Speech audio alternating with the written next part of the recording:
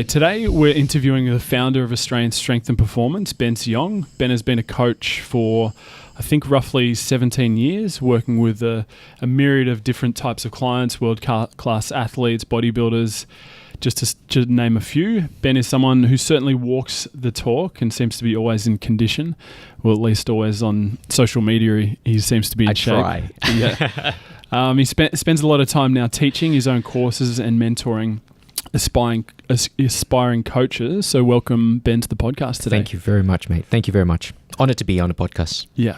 Awesome. Well, before we get into the weeds, can you just give us a snapshot of who Ben is, your training history, and what you're doing now? Right. Okay.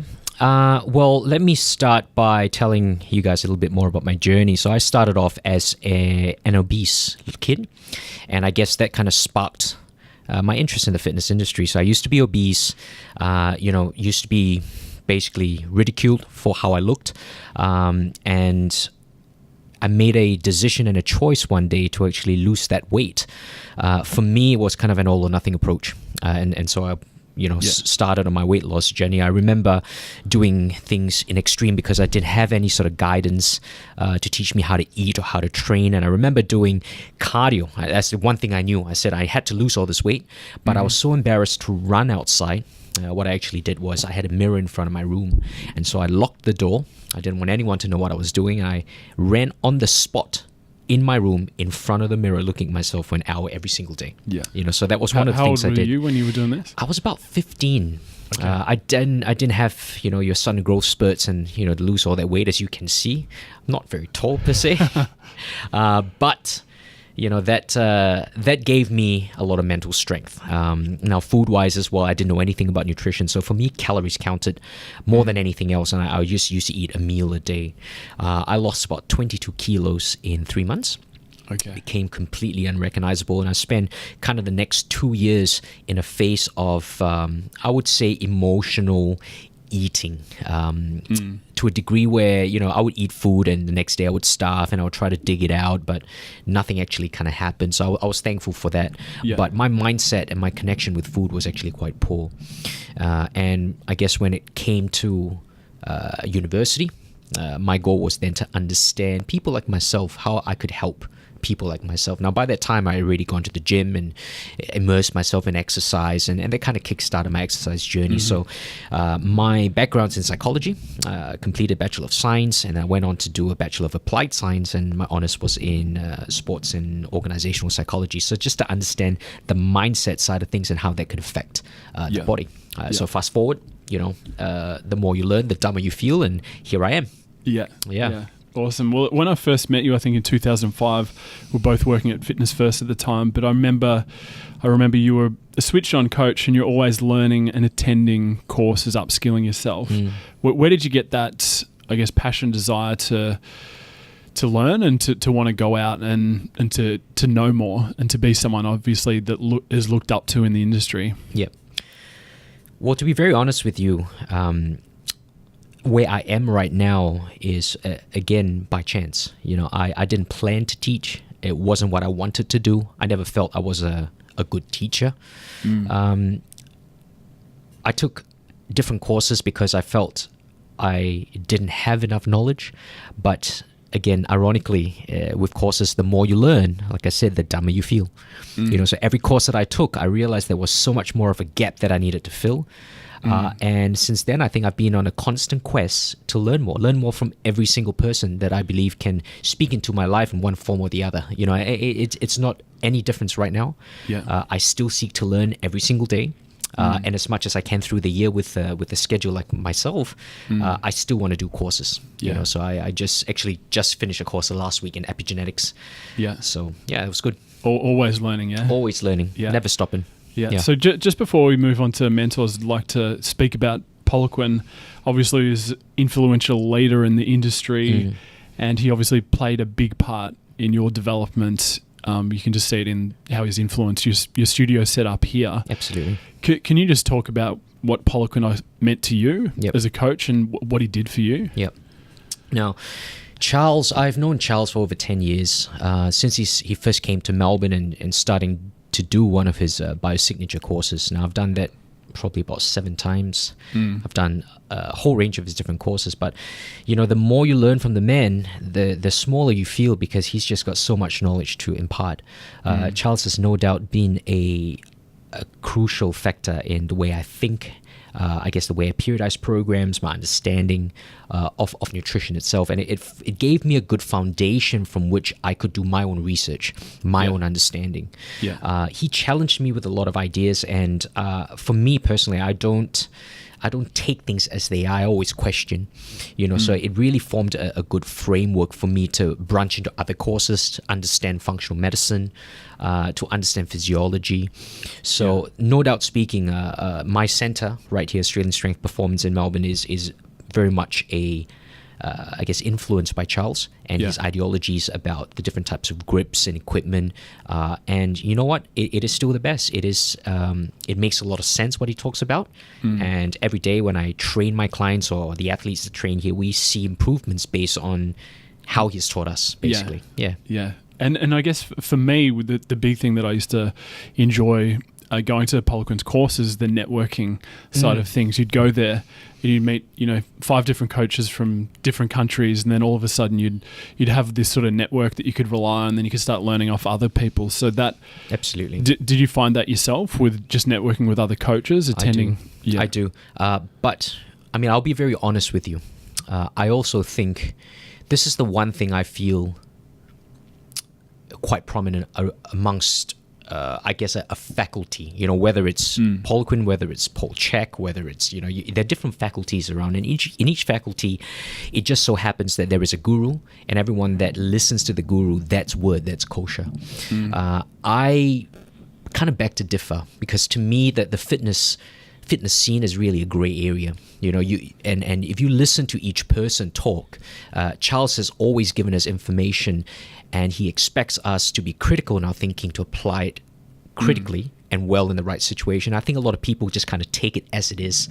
So they apply it in just one way, and that actually gives Charles a bad name. It gives his sort of posse a bad name, if you want to put it that way. So with the coaches, there are a lot of coaches that are a lot more balanced in their ideology. They take a lot of the influence that Charles has given to them, but they also refer out to other studies and the way things are done, because at the end of the day, we all have a different clientele, and how we apply and how we put information together, it really is dependent on your clientele. We all don't train elite athletes. We all don't train, people that are built 120 kilos that are super explosive. Some of us will get your housewife. Now, how would you dilute those theories and actually apply it so much so that it's still effective on your housewife, for her to feel good, strong, healthy, and still achieve her goals, applying all that stuff? Yeah. Exactly. Because a lot of his principles are based around training elite athletes, and applying that to your housewife who comes in is might not be the best approach. So just touching on other mentors who doesn't have to be necessarily related to the fitness industry, but in terms of business and just development for you, who else has shaped your career and your success? I haven't had a business mentor per se. No. I wish I did. But it's interesting, because you look at the field of strength and conditioning, and you find that people who are extremely good in theory are not very good in business. So to find someone in the same field who excels in business has been a bit of a challenge. So I haven't actually found a business mentor. I've found many mentors in understanding theories, but I've had I guess more of a spiritual mentor or teacher per se. I've had a couple of those in my life. One of them is my dad, obviously, and another one I remember is a youth pastor of mine that he really kind of molded me, in the sense that he gave me a lot of confidence as I was growing up. And as I said before, I used to be obese, and that kind of shaped my world and my belief in who I was. And I think he gave me that confidence, and that confidence is critical, because it's a platform from which you can learn off from, So mentors in other areas of my life, probably these two. Yeah. So just moving into teaching and presenting, it's obviously something that's expanded in the recent years. Can you just run through your courses, what you offer, where you offer, who are the types of people that attend your courses? Sure. So right now I have a repertoire of 6 different courses that is being taught. We teach in 10 countries around the world right now. We're looking to expand that to about 13 or 14 next year. So the regions mainly is in Southeast Asia, the Middle East, Dubai, Egypt, Saudi Arabia, Kuwait. So these are the 4 places we've been to. We're looking to branch out into further areas in the Middle East. But in Asia, we're looking at places like Taiwan, Singapore, Malaysia, Philippines, China. Next year as well. And because I just came back from New Zealand, we're going to be bringing the courses to New Zealand next year. Obviously in Australia, we're looking to bring it also into Canada and Europe next year. Yeah. So 6 different courses. The courses revolve around hypertrophy, muscle gaining, fat loss, so a lot of body composition based sort of courses, as well as coaching courses to teach trainers to be better coaches. So everything from program design to better skills in applying the theory, so much so that you get compliance from a client and so forth. And so obviously that's a big part of you did the university degree and you majored in psychology. Is that how you sort of piece it together for the client, for the coaches, in terms of this is not just the methods, this is how you talk to the client, this is how you... Absolutely. Yeah, so psychology has a big part in it. I mean, sports psychology gives us an understanding of motivation, of understanding the athlete, but also at the same time, other courses such as, like NLP courses, for example, can be very useful. I've done a range of NLP courses that allows me to, package information in a way that is in the language of a client. Now, you understand that every client of yours may speak a different language. Some people are more visual. Some people like to hear more auditory. Some people feel more. So depending on how you speak and how you package the information, you're looking at the compliance of a client, because at the end of the day, you can be an effective coach in knowing the information, but if you don't know how to convey it in a way that the client can relate to, you're not going to get compliance. You're not going to get the client to listen. Yeah. So that's what we focus on. We focus on understanding. Yeah. As an experienced coach, those type of things, you can pick up non-verbal cues and you can start to see, personality types just through experience. But when you get, say, a young coach that might be, 2, 3, 4 years in, what advice and systems would you give them to understand that client better without sort of that experience? Yep. So the first thing I would give them is a sound knowledge on what they need to understand. So we're talking about things like program design, nutritional understanding. This is all part of the courses. Now, once they have a basic understanding down pat, then we teach them how to package that information into ways that they can deliver to clients. A lot of these ways, if you've listened to Charles speak, he talks a lot about them. He talks about things like putting information in steps, so nothing comes across as quite sudden. Being able to relay it to a client in a way that until they actually complete a task, you don't give them another task. So there are ways of doing it. We actually provide different solutions for trainers on how to deliver the information that's within the course itself. But what I think is also quite interesting is that information is country specific. So if you're going to be delivering information to people in Asia and you're talking about nutrition, that's going to be a problem, because in Asia, let's say in Hong Kong, everyone buys their food. You cannot expect them to go and cook their food because everyone is busy down there. Now, if you're going to be forcing them to cook their food, you're not going to get compliance. So how can you as a coach then deliver information on local foods that is relevant to the client, allows them to keep compliant to the information you're giving them, and allows them to see those kind of changes. So that's what the courses are about. It's very country specific, depending on the country you're in, and it teaches you to think laterally, rather than it's just black or white. Yeah, well, that's the same in Dubai. A lot of meal companies there, delivery services, and even myself, we've been there for 2.5 years now, and we get all our meals delivered. Like, I haven't really picked up a saucepan or whatever. Well, lucky you. Yeah, but I can see how it is country specific, and it's one of those countries that you do that, and then you come back to Australia and it's the complete opposite. Correct. Everyone's doing the meal prep. Correct. Yeah. But that's interesting. So just in terms of your facility here and the way you coach and the way you teach your coaches here, can you just talk about the philosophies and like the ground up approach when you get someone new walking through the door at the front and they're like, I have this goal X, I want to be this by a certain date. What's the process? What process does the person go through? As a client, you mean? Or as a client. Right, okay. Yeah. And I guess the second part would be as a coach as well. Right. Yeah. So let's talk about client first. I think for clients, what we need to understand is we need to identify the needs of a client, right? So just like any business, we are a business. Obviously, we need to be able to convince a client to do any sort of package with us. But before we do that, I think for us, integrity is one of the main things that we focus on. So to have that integrity in what we do is to identify the needs of a client. If your client has a need we can identify and we can attend to, we will tell them. If there is a need that we cannot match, we will tell them and we'll refer them out. Right. Yeah. So a need of a client can be, look, I want weight loss. For what? So we learn how to dig a little bit deeper to find out what is that emotional connection they have with a need, identify that need and kind of break it down into solutions for them. So solutions could be, okay, we're going to change your training into ABC approach. Your nutrition needs to be changed in ABC approach. However, to do your nutrition, obviously we have a process down here where we take them through like a sit-down session to find out a lot more about their lifestyle. Basically, understanding them as a person rather than a number is important. So everyone gets a personal experience when they come here. So once we get a feel of them and understand them that way, then we can actually tailor solutions for them, and then we can start them on a package. Now, with a package as well, they can choose to do twice a week, 3 times a week, 4 times a week, and so forth, depending on budget. Yeah. Okay. And then so when you mentioned before, if it's out of your scope of practice and you refer out, what would be a case of it's out of your scope in terms of? Honestly, a lot of it would have to be mental or emotional based. So if someone comes here, has a goal, but their goal is driven very emotionally. So for example, I want to lose weight to the extent I want to be anorexic because I've been abused.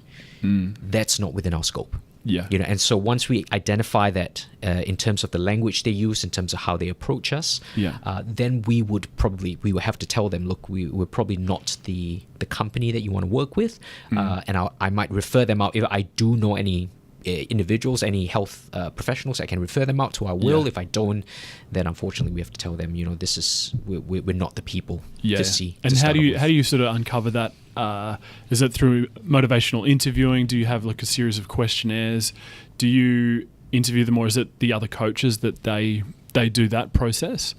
So just depending on the client that comes in, again, the screening process will start on the phone. We find out what their goals are. When we speak to them, we kind of understand, we try to have certain questions that we identify them with. So if it's a very general client that want to do any sort of body composition work or competition, it's easier to pass them to a coach. But when we detect something a little bit deeper or emotional, that's when we either bring them in for a chat first. Alternatively, if we can identify it straight away, we let them know straight away. Yeah. And in terms of just, I guess, the nuts and bolts of the training side of things, when you get someone in, what is the movement screen look like? What is the assessments? I know you're big into calipers and body fat percentage, that sort of stuff, that through the BioSig methods. Can you just talk about that? So for us, we've got a screening process that we put our clients through. This is part of our ASP Coach Level 1 certification. So all our coaches will have to go through that certification. It basically involves a basic screen for clients, but during the screening process, it incorporates it into a workout that we can actually give a client as well, which is personalized. So once that is complete, we then actually sit down with the client and break down areas where they can improve upon and how we could potentially help them by giving them solutions for all these different areas, exercise-wise.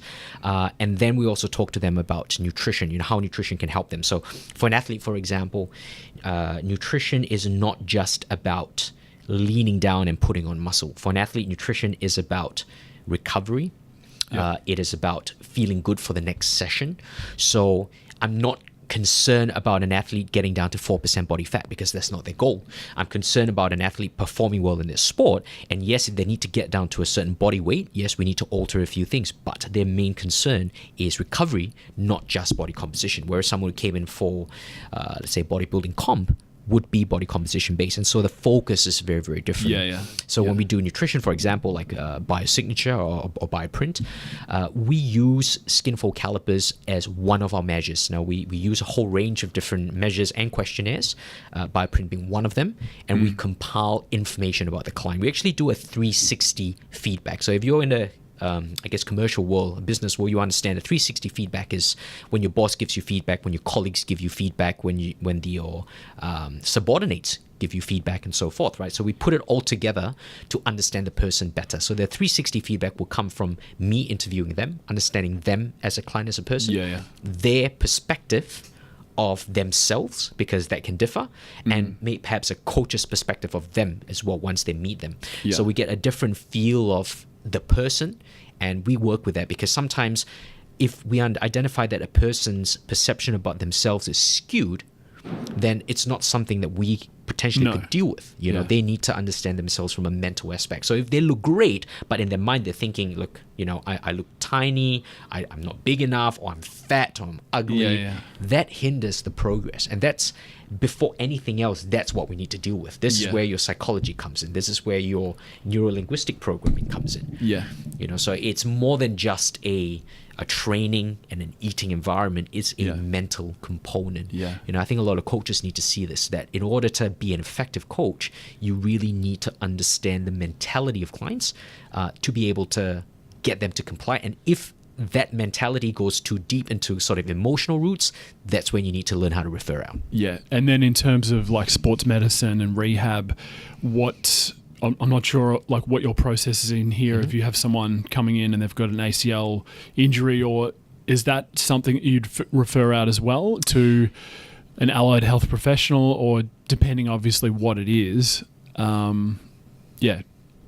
I mean, for us, we do rehabilitation and prehabilitation. So we are kind of the final point for physios, right? So physios, for example, after seeing a client, they may refer them to a surgeon. After the surgery, they come to, they're with a physio for about 6 weeks post-surgery, and then they come to us. That's where we actually build this strength. Bridging the gap between the two. So we do a lot of strengthening more than anything else. And you mentioned, and on your website, you've got a lot of testimonials, and you work with athletes. Can you just give us a rundown of the types of athletes that would come be seeking your services and the results that you've got with those guys? Sure. So far, athlete-wise, I've worked with athletes over about 16 different sport. You're looking at American football all the way to AFL, obviously, because we're in Australia. Rugby, those are your three main ones. Then we do things like fencing, which is quite unique, you know. So working with worked with a fencer last year who had a massive shoulder injury, and obviously that's detrimental for a fencer, and working her up to be Australia's #1 fencer in the under-23 category. We do a lot of work with fighters, so MMA athletes, BJJ athletes, judo athletes, amateur boxers. And again, the component of periodization for these individual athletes are so different. And obviously, that you find that the more coordinated they are, the more movements they make in a sport, the more you've got to change the program. And this comes in with, you know, how often would you change the program and stuff like that. As swimmers, we don't really do much work with here. We do work with track and field as well. So sprinters, long distance runners, cyclists, time trial cyclists. That would be the bulk of it. And then for like assessing someone coming in, they've obviously got completely different needs. You've got a cyclist versus, you know, a boxer. How does the structure of your assessments change? And I guess it gets quite complicated when you've got many different sports. There's overarching principles, but how would you, I guess, attack that as a strength coach? So interestingly, if you've done some of the courses that Charles have given, back to Charles again, he has given coaches a little bit of a formula, and his formula is based on what we call predictor lifts. Predictor lifts are basically 3 to 4 different movements that you can perform in the gym that will carry over effectively into a sport. Now, every sport has a certain type of predictor lift associated with it. And so as coaches, we're trained to identify what those predictor lifts are and to work on them so that the athlete can get better in those lifts. And in doing so, they have a much higher carryover into a particular sport. I think for a lot, it's really about what we call structural balance. Structural balance is understanding how balanced the body can be. Now, we also understand that having an imbalance in the body is not necessarily a bad thing. A lot of sports exaggerate imbalances because that's the way they are. So athletes need to learn to be imbalanced during the season, but away from the season, balance is necessary. So this is where we work on their prehab. So when I take an athlete for a sport, the first thing we need to do is understand the sport. Yeah. Then understand the athlete's position in the sport, because that, every position is different. Requirements, and also, absolutely, the requirements, and also understand for the athlete what weaknesses they see in themselves within the sport itself. So we can identify the weaknesses of the athletes. The goal is to make their weaknesses stronger and their strengths even better. Yeah. Right? So that's really what we want to focus on. Our weaknesses come first. So if their weakness is, for example, they're very explosive, they're very fast, but they don't have the strength, then we would spend a lot of time working on strength work. Yeah. Right? If they are extremely strong, but they don't have the speed or agility, then we will work on agility in the off season. Yeah. That's what it is. If they don't have the aerobic capacity, which is energy systems, then we focus on the energy systems. But there's always a method to that madness, which means that we need to learn how to periodize it, put it into phases properly, so much so that they peak during the competition. Yeah, exactly. Yeah.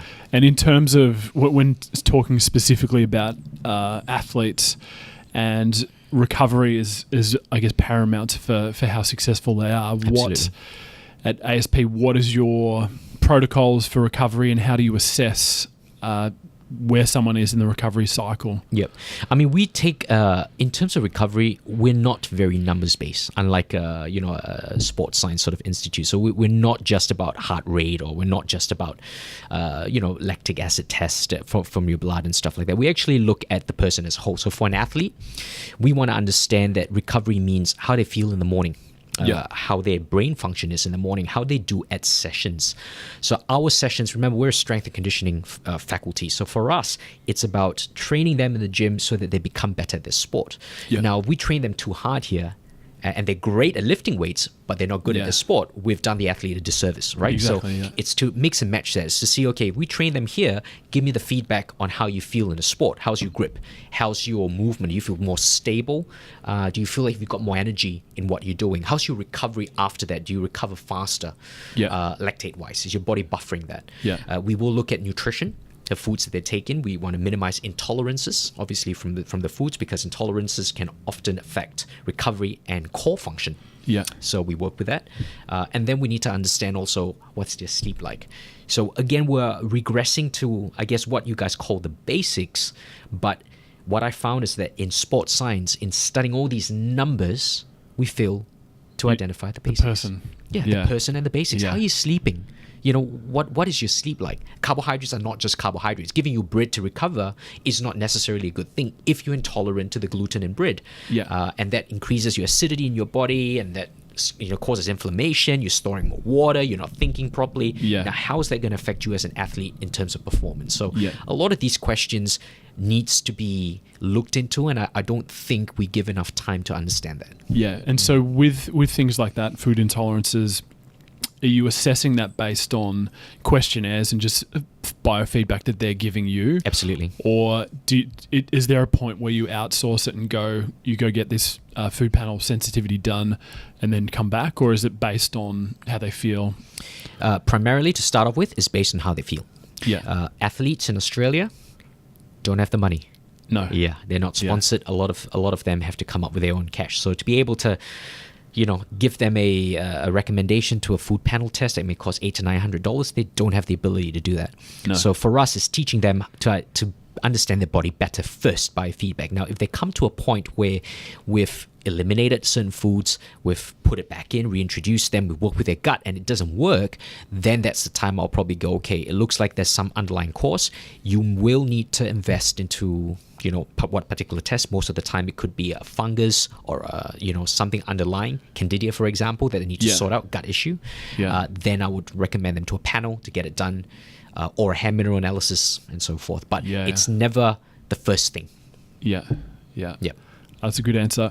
So I think as coaches, a lot of times personally, and I've spoken to a lot of the other podcast guests, we look back at past mistakes and how they've shaped us and made us progress as coaches, and you only learn, I guess, from the bigger mistakes. Is there anything that sort of comes to mind that maybe you did 5-10 years ago that you think, why was I doing that, but actually in turn helped you as a coach? Absolutely.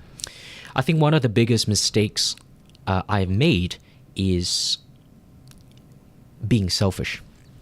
It's very interesting because if you work in a gym like Fitness First, for example, each and every one of us in Australia are independent contractors, as you know. So there could be 30 to 40 different trainers in there. That means 30 to 40 different businesses in there. You always want to keep what you know to yourself, making yourself unique, and that's your unique selling point. And I think I did a lot of that, and that fear of letting information out crippled me.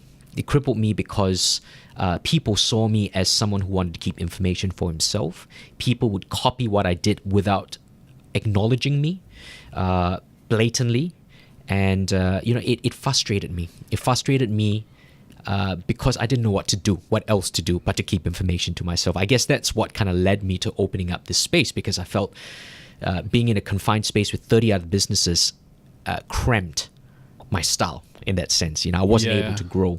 And so when I moved out here, it took a little bit of time, but the more I learned how to release information, the better I felt about me being me. Better I felt about my integrity, the better I felt about my position in the industry. Yeah. And this is funny because it's so ironical, because right now, that's exactly what I do. I give. I'm an educator, and I give as much as I can. The more I learn, the more I give. And the interesting thing is, it's how the universe speaks. The more you give, the more comes back unto you. So I constantly feel that even though I give so much information, I still have more to give. And not just that, people want to know more. So I think as coaches, information is out there. It's everywhere in the internet. Whatever we know right now is not new. In one form or the other, it's out there.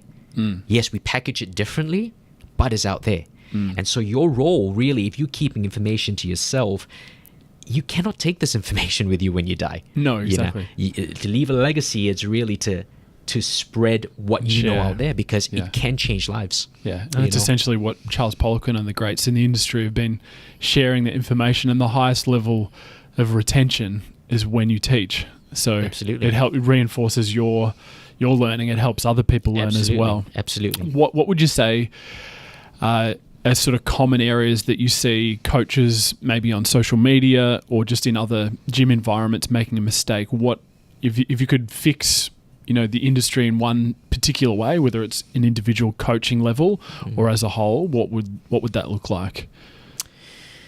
The fitness industry, like any other industry, it's all about being lucrative, right? I think a lot of people look for that magic bullet. And I think in a position of authority, we can give a lot of false, misleading information out there based on supplement marketing, supplement companies trying to pay you to market their products and stuff like that we don't understand, and we like to jump to conclusions. So to me, the fitness industry is something which is very gray, and I think trainers should understand the fact that individualization or tailoring information for clients is key. They need to be critical in their thinking. One whey protein doesn't equals another whey protein. Understand where your source is, understand the information before you give it to clients, because at the end of the day, it's integrity. You don't want to give them a product that you yourself don't 100% believe in. So if I were to change something, it's being critical in that analysis. So I think that would change a lot of what goes up on social media, which also means that if putting up a topless picture of myself and flexing my abs is something that would pull people down because of their self-confidence, then should I really be putting that up? Should I be giving out a different message that could lift someone up instead of drag them down? Yeah, that's a good answer. And so what's next for ASP, and what's next for yourself? What are the future plans and goals? 2019 is a big year for us. Like I said, we've got more countries that we're going to bring courses into. I'm looking also to do a lot more overseas conferences. But for us within Australia itself, in Melbourne itself, we will be launching a certificate 3 and 4 within the center itself next year, which is very, very exciting. So we're going to bring in a lot of new trainers and aspiring trainers, and bring them in an environment where we can teach them to be critical and teach them to have integrity. That's the main thing. Now, we will also be setting up an internship program for trainers who wish to pursue coaching rather than just training. And my distinction is, you're a trainer when you know the information and you give information as black and white. You're a coach when you can teach your client knowledge and allow them to retain that knowledge so your client understands why they're doing something. They're inspired by a coach rather than just a trainer. So we believe in developing coaches. And so next year we will be setting up an internship through the year for developing coaches. And this will really help to propel the way our education is actually moving. So we definitely see a bright future for ASP courses only because there's so much more information to be added in, and there's so much more opportunity for people to understand all this misguided information out in the media. Yeah, and it's good to see. I think on your website, a lot of your coaches in this facility, they actually take the courses themselves. So you're empowering those guys. Yep. Not only as just coaches, but now you're teaching them, this is the next step. Absolutely. And at the same time, I encourage them to do as many courses as they can and to think critically, because at the end of the day, I'm not here to produce clones. I'm here to create more questions than answers. Why? Because all of us have a unique way of thinking, and I appreciate that. So, I learn from everyone. I learn from my coaches who have learned from a different course, who has a different idea on something. And that teaches me to be a better person, not just a coach, but a person, because of the variety of, I guess, information. Allows me to relate to different people in different ways. Yeah. That's great. And so do you have like say once a week or once a month where you have like a coach's corner meeting catch up where you all share your ideas of what you're doing, or is it more just on the fly? Or we actually have 2 meetings a week, a Monday and a Friday. Oh, wow. Yeah. So we meet up twice a week. We discuss clients. We discuss client plateaus, how to overcome that. We have kind of a book club that we run once every month, where we run through books that we've read to share information amongst each other and our different perspective on information.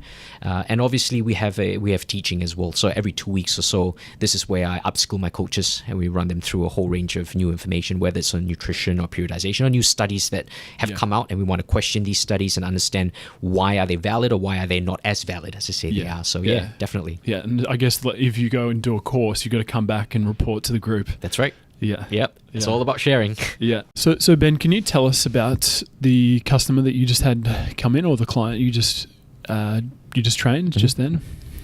So this was a client that was kind of referred on to me because he saw kind of the work that I did with another individual.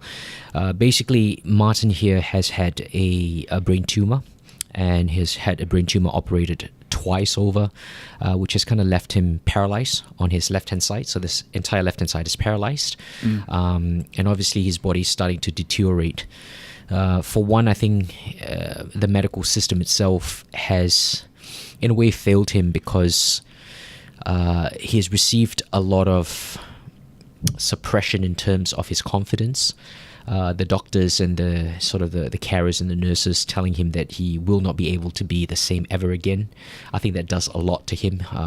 He's by trade a dental technician, and actually a really well established one. So for someone like himself, it's a big blow, obviously, to say the least. So I think my role here is, more than anything else, is to instill confidence and to give him a little bit of hope. It's I did that with another patient, another client, similarly, who has been in the medical system for 4 years. Again, this other client, same sort of issue, had a brain tumor, was operated 14 times over, and I've got footage of him, and he was basically declared paralyzed by the system.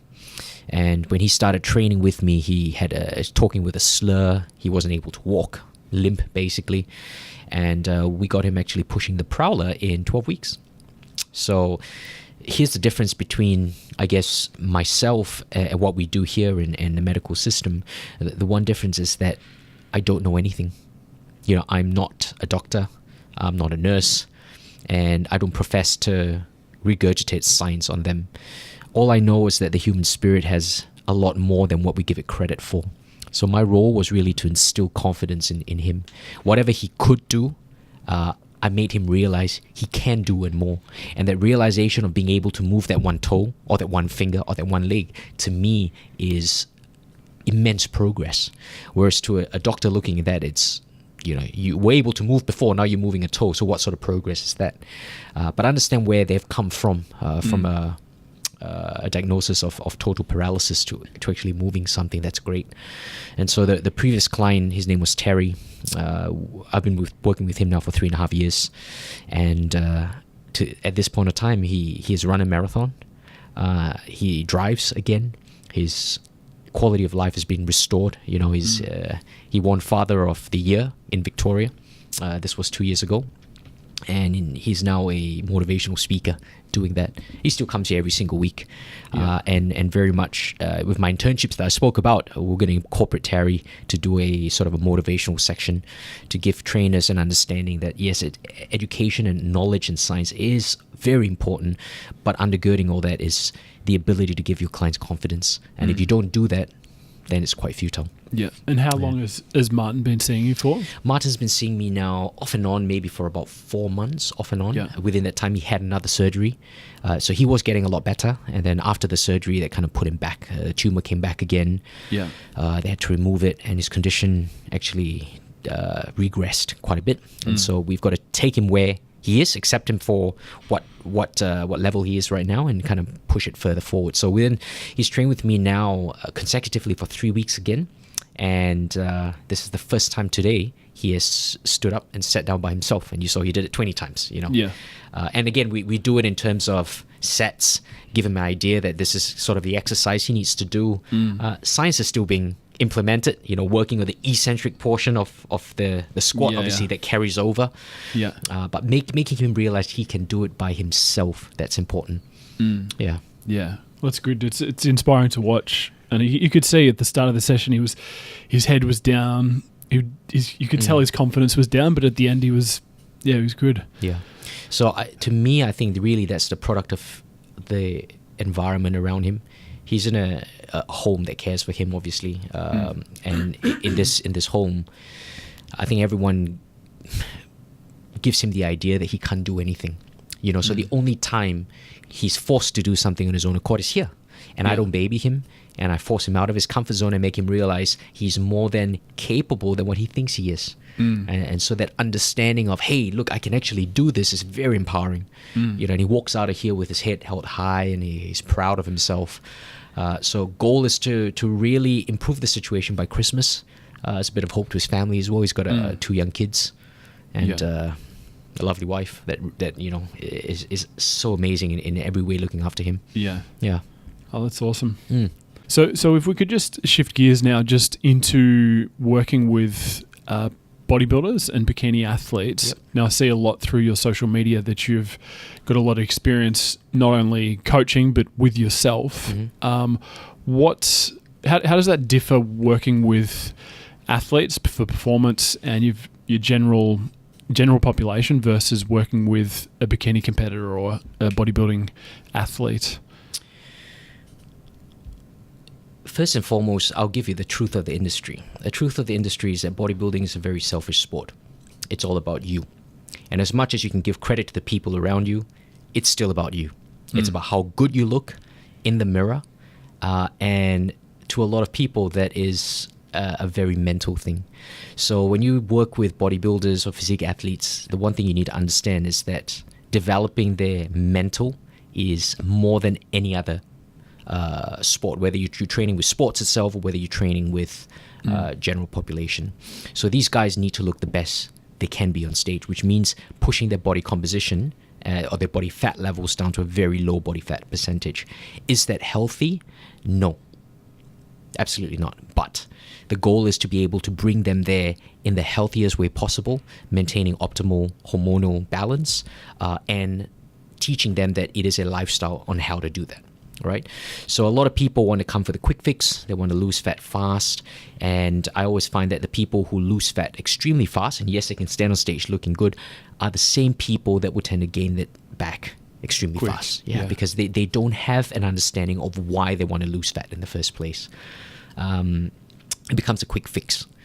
So we always advocate that if you're doing a competition, understand why you're doing it first. Sure, it can be for whatever reason. It can be for self-confidence. It can be for validation. It can be to challenge yourself to do something. Those are all great reasons. But the journey to the end, you got to understand that it has to be incorporated into a lifestyle. Because most people, once they get that lean and you look in the mirror, and yes, you look the best that you've ever looked, how are you going to maintain that? And the mental comes in when a week after comp, they look at themselves and they're fluffy. You're holding water. They've put on weight from the carbs they've eaten, the donuts, the Nutella, all that kind of stuff.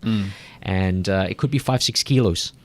And they look at themselves and they go, oh my gosh, all my work in the last 12 weeks has accumulated to this one moment on stage, and now I look like a fat blob. And that determines their self-worth. And that's an issue. So I think for us, it's to give them an understanding that looking a certain way doesn't determine their self-worth, for one. But also, if you want to challenge yourself, then there has to be a series, like the longer time you actually spend developing your body into a competition body, the better you're able to hold that form in the off-season. I'm not a big proponent of, your bulking stages and your leaning phases and all that kind of stuff. And I think that does a lot of damage to the metabolic system. In fact, a lot of the clients that I deal with are bikini athletes. We call them your fitness bunnies. And a lot of them actually have developed a very poor emotional connection with food, a very bad sort of mentality towards looking at themselves in the mirror. And what's even worse is that a lot of them lose their periods, so they've got a massive hormonal imbalance within their system. Their gut health is not right. And they have been told by their coaches that it's okay. So I tend to see a lot of that and undo the work of what they have put themselves through over competition. Yeah. And just from a personal standpoint, I know you've obviously competed quite a bit. How do you find that personally? Is it something you enjoy, or did you do it more just from a marketing point of view for your business, or just talk about your own personal journey into that? I love it. I absolutely love it, because I find myself as a center of experimentation, right? For me, I strongly believe in the fact that if I don't take myself through it, I don't understand how my clients will feel. So I try to put myself through all sorts of different training techniques for my athletes and, my physique clients and so forth. So for me, I'm always edging to stay to push my boundaries of conditioning, to get as lean as I can while maintaining that optimal energy level, while maintaining that optimal hormonal balance. And I find that competition is a great way to be able to push that level a little bit more. So over the last 3 to 4 years that I've competed, I've always managed to push that level a little bit more. Right now, I'll be sitting at about between 6 and 7%, and it is at a point where I'm very comfortable at 6 to 7%. I don't try any harder to change my nutrition. I'm eating. I'm training well. My energy levels are great. I'm sleeping well. My hormonal balance is great. And you know it when you feel it, when you're more in tune with biofeedback. Do I count calories at this point in time? Unfortunately, I don't. And I know that's not the answer that most people want to hear, right? I don't count calories because I understand how my body looks and feels. If I look in the mirror and I feel, oh my gosh, I'm holding a little bit more, I know to cut down on that day. Right. One thing we got to understand as well is the concept of nutrient partitioning, and that is the leaner you are, the better your body can utilize nutrients. So what is an optimal point for each individual to stay lean and utilize nutrients effectively? I think a lot of us don't understand that one point. Now, that one point will be different from individual to individual. What I found through practice is that if you used to be really fat as a teenager growing up, you never kind of lost that fat off you, then if you got lean, the extent of which you can get lean to is a much higher set point. So you might be able to get lean to 12%, you get stuck down there. To push yourself from 12 to 8% is going to be extremely difficult. And to maintain that, it seems like hell, right? But only because there is no methodology on how to maintain it. So I started this interview by saying that I used to be an obese kid. So for me to get lean, to start off with, is not easy. To teach your body to be lean and comfortable means that you have to hold that leanness for a certain amount of time. Essentially, it's to coax your body to say you are safe at that leanness, because the one thing your body wants to do is hold on to fat as an adaptation process, right? So it's comfortable being fat because it used to be fat. Now, if I'm to bring that level of fat down to a comfortable leanness, my body needs to be safe in that environment. So it's a paradigm shift. Is to see how you can convince your body that safe is good for it. And when it is safe, it starts to optimize everything. Yeah. Yeah, so I've done that over this period of time. I put on more fat, I've lost the fat, up and down, up and down, up and down. But again, it's an experimental kind of phase. Yeah. Can you just talk about the emotional side of things in terms of going through, starting your preparation for a comp? Obviously it's physical in terms of physiology, what you're doing, you're losing body fat in the body. But can you just talk about the roller coaster of emotions? Maybe now, because you're a little bit more seasoned in that, you can step back and have that perspective on what's going on. But it's hard, I guess, for an athlete or for any individual going through that. It's that mindset that can affect them a lot. Can you just talk about maybe the first couple of times you went through that? Yeah, absolutely. I think that the emotional part of it is more the connection with food. So we understand that calories play a big part as well. That means that if you want to lean down, you have to drop calories. We know that for a fact. And dropping calories sometimes with an increased output in terms of workout schedule, which also means that, you feel tired. You feel that you do not have the energy within your system. And to push yourself when you don't have the energy can be emotionally draining. So expect your moods to be swayed. Even though you may not realize you're being a jerk or an ass, you are to the people around you, and it does take quite a lot for them to understand it. So that's why I say bodybuilding is a very individual sport. It's about me, it's about the person rather than everyone around them. Food is definitely a big issue, and I find more so with people who have sweet tooth. A lot of the bikini athletes that I've trained, apart from two, in fact all that I've trained apart from two, have been emotionally connected with sugar or sweets, and we all have that connection. So to kind of stop them from utilizing too much sugar or sweets within their prep takes an emotional toll on them. So as a coach, it is wise to know when to introduce it into the system, how to talk to them about it, and kind of how to change their paradigm with the use of sugar or sweets. Sometimes abstaining or staying away from it for a long period of time can actually teach your body to be less insulin sensitive. So it actually backfires against you. We understand that carbs is a necessity for the body. So what I mean by necessity is physiologically speaking, no. But emotionally speaking, and from a standpoint that on an energy standpoint, your body utilizes carbs extremely effectively. That's exactly why the preferred source of fuel for your brain is carbs. So your body will use it when it's given carbs. And if you deprive your body of carbs for an extended period of time, that is not a good thing, because your body then becomes inflexible in knowing how to use the substrate. This is when you smell Nutella and you will put on 10 kilos. And that's a problem. That's true. So teaching them to be flexible in utilizing carbs. The longer time I have with them in prep, the easier it is, because all I do is make one small change a week. But the shorter time I have, I can get them on stage looking good, but it's going to be an intense journey. So their relationship with food... It could come at a cost if you're doing it in a short period of time, yeah. Absolutely. It's really down to that emotional connection with sugar, more than any other food. Not fat, not protein. It's to do with carbs. Yeah. Because carbs make you feel good, increases serotonin production. Yeah.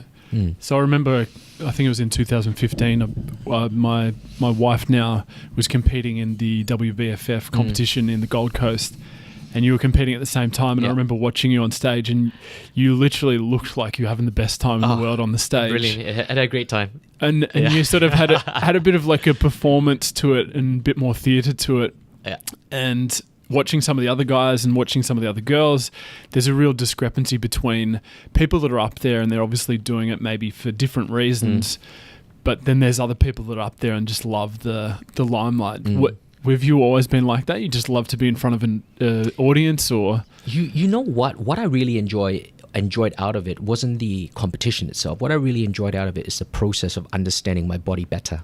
I did it because, to be very, very frank with you, I hopped onto the stage because I wanted to support my clients. I wanted to give them an idea that if my schedule could allow me to prep and stand on stage and be good about it and feel good about it, then they had no reason to whinge and whine to me. Because I was sick and tired of hearing whinging and whining. To me, it's if you wanted to do it, watch me, and I'll show you how to do it with my schedule. And so I keep pushing that boundary every year, which means that when I go and teach and lecture, I make sure I've got a comp prep after that straight away. So I did that with Dubai as well. So while I'm lecturing, I'm really prepping for comp, which meant that I give 110% to my students, and in a week's time I'm up on stage. That's the time where you're mentally drained, you know. So I wanted to show myself that I could do it, and you know what, I really enjoyed the process because it trained me mentally, and that process allowed me to understand my body a lot better and understand my clients a lot better. So for me, it was more of an integrity thing to say, hey, you know what, I'm doing it and I'm doing it worse than you, and I choose to do it worse than you because I want to support you in this. Because if you think you're doing it bad and you're talking about all these foods you can't prepare, and watch me, I'm traveling and I'm still managing to prepare foods, and I'm teaching all day and then training in the evening, and I'm making it work. If I can do it, why can't you? Yeah. You know, sort of thing. Don't hide behind the excuses if you can do it. So it comes back to leading by example. And I think any good coach is someone who's experimented. And Charles was big in this in terms of saying you should never give a workout that you haven't done yourself. So having walked in the shoes, and it's testament to you that you've put yourself through it. Yeah. What's the next competition for you? When are you competing next? Next year. Okay. Next year. I haven't set my eyes on a specific time frame, but right now I know my weaknesses on stage and what I need to work on, and so I've been constantly working on that. You see, right now I'm maintaining a low body fat level only because personally, for my physiology, it actually works for me to stay lean and put on muscle at the same time. I find that if I put on a little bit more bulk, for example, my body doesn't respond well in terms of putting on muscle. So this is a personal thing, and every client would differ. Right, so for me right now, staying at this leanness enables me to see my shape and how my body develops. And like I said earlier, my nutrition is great. I actually feel really good on the foods I take in. Do I have off days? Absolutely. When I just came back from New Zealand, was I eating the best there? Well, you do the best you can with the food they have, and obviously you go out and enjoy yourself. But that hasn't changed my physique at all, because I think at the end of the day, if you train your body to metabolize carbs and fats and proteins well, it's efficient in doing that. And just to give us a snapshot, what does your general diet look like? I know you said you don't count calories at the moment. Yeah. But day to day, what does it look like? My diet will be higher in fiber, higher in proteins, leaner proteins. I don't do overly well if I ate red meat, for example, 5 days a week. Red meat's probably left from maybe 2 to 3 times a week. Not 3 days, but 3 times a week that I have red meat, and I love it. But my diet is big on rotation. So rotation meaning changing my sources of proteins, my sources of fibers all the time. So I never stay on a meat for, throughout. I always change it every 2 to 3 days. I kind of change the source and what I'm taking. And in Australia, we're blessed. They have a whole range of different foods. So anything from chicken to turkey to game meats, deer meats, kangaroo, buffalo, stuff like that I can get my hands on, grass-fed beef, wild-caught fish is what I change it to. So I constantly change that. I constantly change the source of vegetables that I'm taking in. My big focus is how my body feels after it. So if I feel flatulent or bloated, then I know maybe I should stay away from that foods. And that's really it. It's just high in protein and also high in fiber. And often when I look at my physique and I train and I feel like it's, in a way, it doesn't hold the pump well. I know I have depleted my muscles of glycogen, and I do need to re-glycogenate my muscles. That's when I add in carbs. So carbs, even though ideally I should fix 2 days a week where I increase my starchy carb intake, it really goes according to how my body feels. So some weeks it can be twice a week with bigger carb intakes. Some weeks it can be 5 days a week with much smaller carb intakes. And it just depends on how my body feels on a day-to-day basis. And what sort of carbs are you talking? Are you talking like your starchy food carbs, or are you talking like supplemental carbs? Like no, starchy food carbs. Okay. Yep. So no, I don't take protein shakes at this point in time. Once in a while I'll take branched chain amino acids, but it is, I would take a vitamin B, if anything, a multi, fish oils, if anything, a magnesium. It's very basic. I don't take much other supplements. So pre-workout, intra-workout, post-workout, you're not into nut? No. Not at this point in time. Right now, I mean, once in a while I'll take branched chain amino acids depending on the intensity of the workout. But majority of it, pre-workout, coffee is a must. I love it. Whether it's a placebo, whether it's not, hey, who cares? It makes me feel good. So coffee, a good coffee, and that's basically it. Yeah. And then, so leading up to your training session, just say you're training at a certain time, say it's 1 o'clock, there is you don't time your meals around that or not? I do time my meals around it. Yep, Yeah. absolutely. So I would have if I have any sort of carbs, ideally it would be post-workout carbs. Sometimes I have it in the night as well because I know through the day my cortisol levels are going to be high based on my lifestyle, and so that's when I put in carbs at night. So it will be either rice or potato. Yeah. Yeah. Yeah. And just rounding off, what do you think are common mistakes in the bikini competitor world and the physique world in terms of what you see coaches do? And you mentioned before that you see a lot of people after they've seen someone else and they've got a whole myriad of problems. Yep. If you could educate and empower them, what would your advice be to those? The biggest mistake I see in the physique preparation world is a total reliance on numbers, calories. And the calorie equation basically says that if you ate in a lot of calories, for example, you don't burn as much, you put on fat. If you burn more calories than you use, you lose fat. If you ate equal amount of calories as what you use, you maintain, right? And the calorie equation is highly flawed in a way because the amount of calories from foods that you're eating is not definitive because it depends on where the food has been grown. That affects your numbers. So a lot of numbers that MyFitnessPal gives you or what you find on Google doesn't add up specifically. If there are errors down there, then there is an issue with the amount of calories you're consuming. Yeah, right? well, on MyFitnessPal, it's open source. So exactly you have like 6 different chicken breasts and one has, so many grams of protein, the other one has so many grams of fat. Right. So you can be smart and choose something that has a lot less fat, if you want to make yourself feel better, but it's not going to do you any service, right? I mean, in the same way, how much your body expends, it's not a A equals B equation because who knows what your digestion's like. Are you actually digesting or breaking down your food? So you can eat the best sauces in the world, but if you're not digesting it, what are the quality of nutrients you're absorbing, for one? How does your cells assimilate that as energy? Things like your Krebs cycle. Are you ensuring your Krebs cycle is actually working well? And that's the production of ATP, right? And that needs a whole myriad array of different factors and substrates to support it. Things like your B complexes, and if you don't have those vitamins and minerals, how can you ensure your Krebs cycle is actually working correctly? So this is a problem. A lot of people rely on calories. So when you look at a bikini athlete or you look at any sort of physique athlete, for them, calories matter. Don't get me wrong, but they shouldn't be the end all and the be all. I think a lot of coaches would say, okay, if you're not getting lean enough, what we will do is we will then decrease your intake, your calories, and we drop it, from your 1800 to 1500, 1300, and so forth.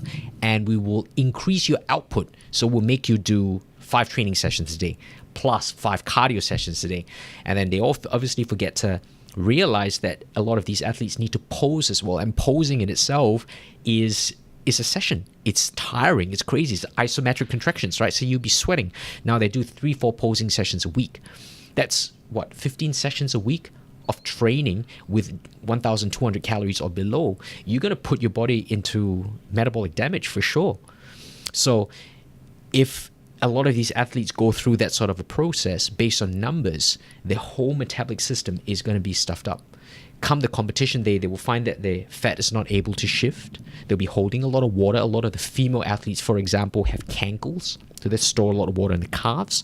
That's not a good thing. They do way too much cardio and they shift a lot of their lymph fluid into their legs, and so it's soft. And so they can come up with a very hard upper body, but a really soft lower body. And that's not the look they're looking for. But they only know what they know.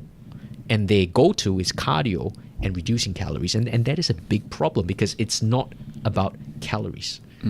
There's so much more of this picture that coaches need to understand. Yes, calories are important, but what else?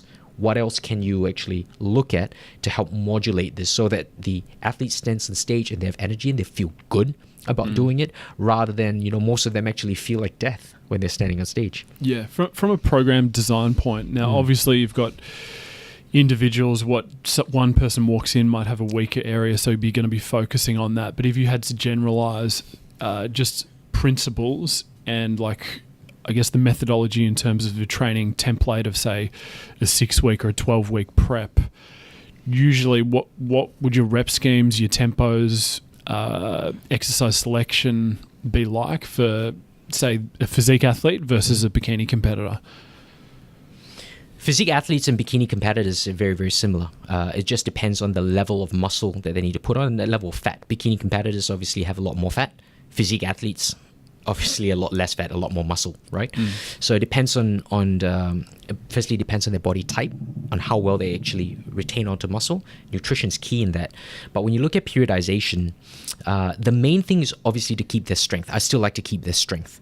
So within each program, I would obviously want to maintain a higher level of intensity to start off in my A sets. My B and C sets tend to be accessory exercises, all right? But depending also on the athlete, I still use undulating periodization. So that means I go up and I go down, and go up and I go down. So it's not linear per se. I still use a lot of athletic principles with my bikini athletes because I need them to be strong and feel strong on stage. But at the same time, closer to comp, this is when I increase volume. Now, the one thing I like to do with my athletes closer to comp, let's say 2 to 3 weeks out, is the fact that, yes, I understand that their intensities or the loads they're lifting is going to be lower because they've drop calories and their energy levels a little bit lower. So while they're not able to lift as heavy weights, I want to make sure that they're still depleting the body of glycogen, because the goal in physique competitions or bikini competitions is just deplete the glycogen from your cells first so your body can start to feed into fat per se. And sometimes I actually like to reverse their tempo. So I like to give them a prolonged concentric. So I've said this in my lectures before, a prolonged concentric is very effective in depleting glycogen. Now, why? Because your time under tension is essentially still the same, but you realize that in your eccentrics, you lift a heavier weight, your concentrics, you lift a lighter weight. Now, when you're constantly lifting a lighter weight with a longer time under tension, you're draining glycogen, but the amount of damage to your muscle cell is actually a lot less, because you spend a lot less time in the eccentric portion. Less muscle damage is actually better for competitors 3 weeks into comp, because we're not looking to build muscle anymore. We're looking to deplete glycogen for them to feed into fat, but we're also looking for them to recover well. Now, the one thing that lets competitors down is that if they're inflamed on stage, let's say you do legs 2 days before your comp and your legs are inflamed, I can't see separation. So any prolonged concentrics will increase recovery rate. And so that's actually very, very useful for them because they can recover faster as well as deplete their glycogen. So I tend to use prolonged concentrics. With both competitors? Yeah, absolutely. Yeah. And then just with water and people, you mentioned obviously before, women holding water in their ankles. What strategies do you do any like a water loading, that sort of stuff, or is no? Yep, still do. I still do water loading. It actually depends on the individual themselves. I find that females that store a lot of fat in the lower half will tend to hold on to water more easily. So for them, I will do water loading, which means that, yes, they will feel like they're really puffy leading up to comp, and then they'll flush everything out on comp day itself. Whereas there are some individuals that are lean throughout. So even moving up to comp, they're very, very lean. And if they're very, very lean throughout and their skin is always paper thin, then I don't see a need for us to water manipulate. And it just depends on the individual themselves as well. Yeah. Awesome. So I know we're short on time today, so it's the last part of the interview, so just a couple of rapid fire questions. You can take as long as you want. Rapid fire. I like this. Okay. But yeah, it's just to get to know you more of a personal level. Yep. So what's an all-time favorite book? Can be training book, can be self-help, can be anything. You can pick one or two. It can be one from each genre, but do you have anything that comes to mind? One book that comes to mind is a book by Weston A. Price. You probably have heard about it. It's called Nutrition and Physical Degeneration. Yep. This was a book that was introduced to me much early on in my career, but it's a book that has influenced my understanding of nutrition itself. It gave me a foundation from which I can start questioning things. So I think that's a great book to read. Yeah. And anything else? Self-help or... It doesn't have to be self-help, but just anything else. No, I mean, nope, not really. That's the one book that springs to mind. Okay, all good. So favorite movie or film? Favorite movie or film? Avatar. Yeah. Yeah. That's a good answer. I like it. It's a good movie. Do you have any quotes that you'd say on a daily basis or that you'd live your life by? Or that coaches would hear you or your clients would hear you saying, repeatedly. Yeah. One of the quotes that I like to tell coaches, and obviously I live my life by, is you are only as effective as the questions you ask. Yeah. So again, you can have all the knowledge, but if you're asking your clients the wrong questions, you're going to get wrong answers. In order to help your clients, you need to ask the right questions. Yeah. Okay. That's a great answer. What's favorite cheat meal? Favorite cheat meal? Oh, for me, simple. It will be steak and chips. Yeah. Yep, that's all I love. I love a good steak, and I love some good fries, good thick fries. Yeah. Awesome. If you could be known for one thing, what would it be?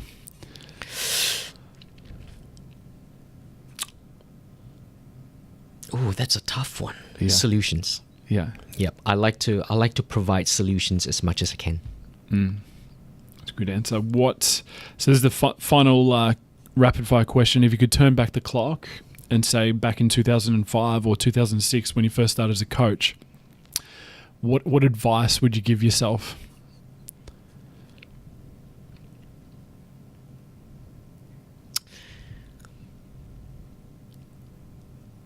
The advice I give myself will still be the same advice I give myself today. I'm a very competitive person. And so I know that a lot of my performance or how I think sometimes can be subdued by comparing myself to others in the industry that have done exceptionally well. And that is not the way I should be looking at things. So I give myself the same advice today as I would then. And I think I would have progressed a lot faster as well. And that is, you are on your own journey. Keep learning, keep being the best you can without looking at your left, your right, and seeing what others are doing, because they're in their individual journeys. We're all very different in how we present information and come across. And I think it's that uniqueness that makes us valuable as individuals. That's a good answer. So what's where can people find out about you and follow you and about ASP? Yep. So Instagram and Facebook obviously is huge social media right now. So Ben Performance Coach, one word, Ben Performance Coach on Instagram. That's where you can find me. On Facebook is under Benjamin Siong. You can follow me there and see my updates. I talk about a whole range of different things, really. More holistic health than anything else. Program design and tips that you can take away, basically. Yeah. And obviously, if you want to check us out in our courses, trainasp.com.au gives you a whole range of information. That's our website. So it's trainasp.com.au. Yeah, awesome. Any actions you'd like the listeners or coaches, got to get a lot of coaches listening to this, is there any final thoughts? My one thought is, if you walk into a course and you come up with more questions than you will answers, that course has done you well. Every course is a good course. Coaches always ask, what course should I do? Is this a good course or a bad course? I think every course is a good course based on the mentality that you walk in with. Always aim to walk in with a learning mentality. I said before at the start of this session, I've done BioSignature 7 times. Now, you would think that the information is the same 7 times. But you know what? Every time I went in there, I learned how information was being delivered differently. Same information, but a different way of putting things that could be effective. I learned new information, obviously, and I look to find gems behind and underlying whatever words that come out of Charles's mouth, obviously. On top of that, I've done BioPrint 3 times. So the courses I do again and again and again, and books that I read again and again, only because every time you read it, you get a different perspective. So don't be complacent in understanding one piece of information. Information is always gray. Learn how to interpret it properly and ask questions. Be critical in your thinking. Yeah, that's great advice. Well, thank you very much for taking the time today. It's been great. Great. Thank you, sir. I appreciate it.